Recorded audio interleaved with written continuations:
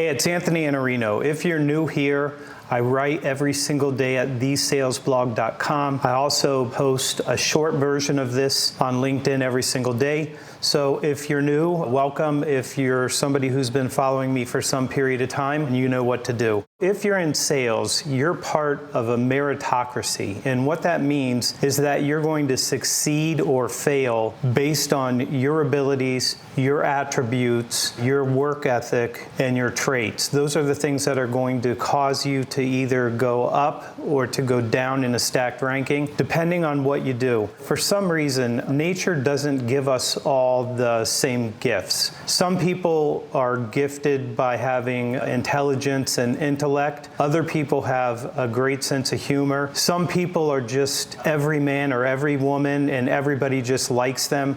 Some people are gifted with rapport building skills that allow them to just connect with people just like that. And there's people that have other things that they can do, like not being intimidated by people or confidence, other things. I don't know what your gifts are, but what I would tell you is start with your gifts. How do we move up the meritocracy? I'm going to give you a number of things that you should consider. You might want to take notes on this. In the Only Sales Guide, I started building a competency model for modern sales people today. Number one, if you don't have self-discipline, you're going to have a very difficult time in a meritocracy. Some people are going to make a lot more money because they're disciplined. Some people are going to make less money because they're not disciplined, and they can't handle the autonomy. Discipline is what lets you do that. The second thing, optimism. I always get this question from people. They say, how do you deal with being rejected? You're not being rejected. They rejected the meeting. They didn't reject you. They didn't say, I hate you, I'll never buy from you, but I'd buy from somebody else. That doesn't happen. Number three, in a new world that is all AI, caring is going to be a superpower. If you want to have better relationships, this is the time to do it, because a whole bunch of people are going to automate relationships, and you can't do that. Number four, in a meritocracy, you have to be resourceful. People are not going to tell you what to do. Resourcefulness means you have to figure it out on your own most of the time. If you want to go up the meritocracy, you will be taking initiative. You don't wait for anybody to tell you what to do.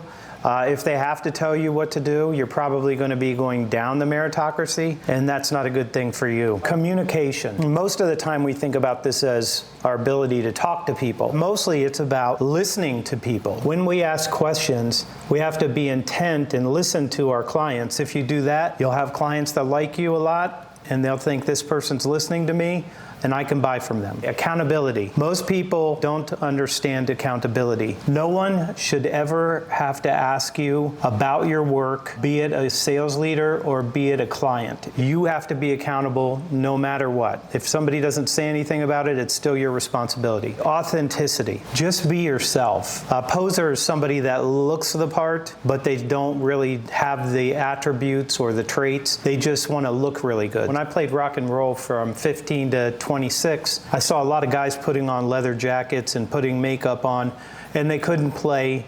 They wanted a guitar.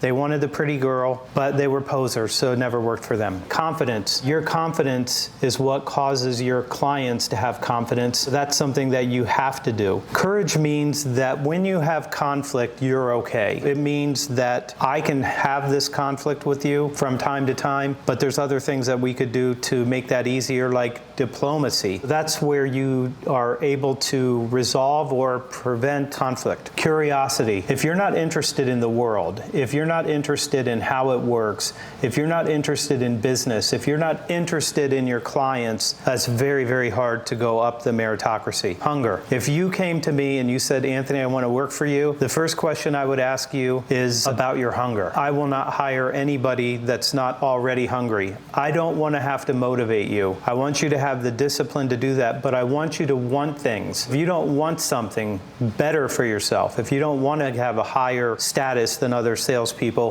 then it's very, very hard for me to take you seriously. Closing. you have to be able to get commitments. So don't worry about the last closing, that comes later. But you got a whole list of these that you need to go through before, starting with getting time, differentiating. You should stand out. People should say, that's a better salesperson. That person has a better approach. They taught me more things about this decision than anybody else. If you get that done, you're going to be moving up. Negotiating. That's asking for something instead of granting a concession. Don't go run to your sales manager and tell them, I need to give them this concession to win this deal. If you're going to give them the concession, you have to get something back from them so that we are equal, and then we do have a win-win. Big one here, business acumen. You have to understand how business works, and leadership. You have to lead your clients. What I would tell you to do is find the one or two of these that would cause you to have better results, and then just work on those two. Don't work on anything else. There's 20 things here. Pick the ones that are going to have you go up the meritocracy instead of down the meritocracy. I'm Anthony Iannarino. You know what I'm going to say. Do good work, and I'll see you back here tomorrow.